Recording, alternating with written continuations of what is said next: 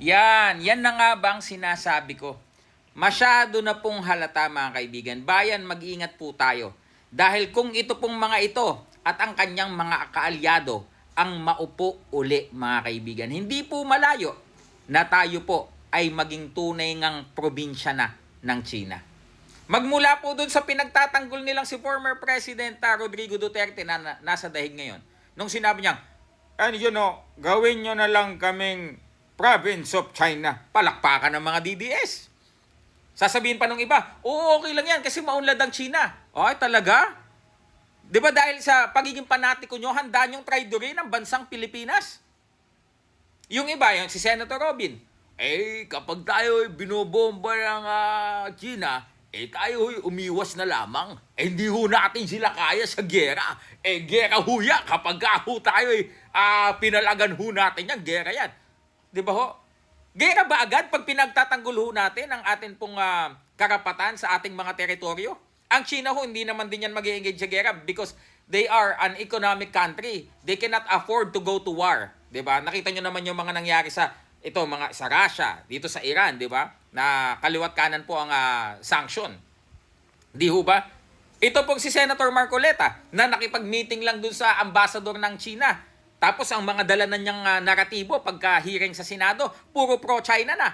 Di ba? Lalo na yung dyan sa dyan sa Kalayaan Group of Island. Di ba ho? Yung kanyang pinaglalaban, galing na ho sa ideya ng bansang China. Ito pong si former Senate President Senator Alan Peter Cayetano, ito po dumalo pa dito sa sa event ng mga Chinese, mga kaibigan. Ano po nagpapakita dito?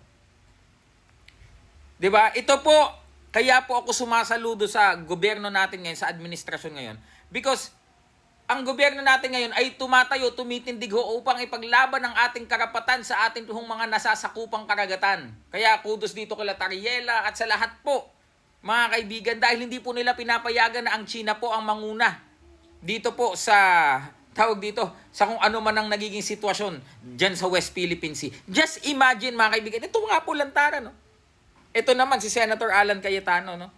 Bakit po siya siguro talagang, ayan po, no? Talagang parang ginawa pa siyang panauhing pangdangal niyan diyan sa nito pong Chinese ambassador, mga kaibigan. Bakit po?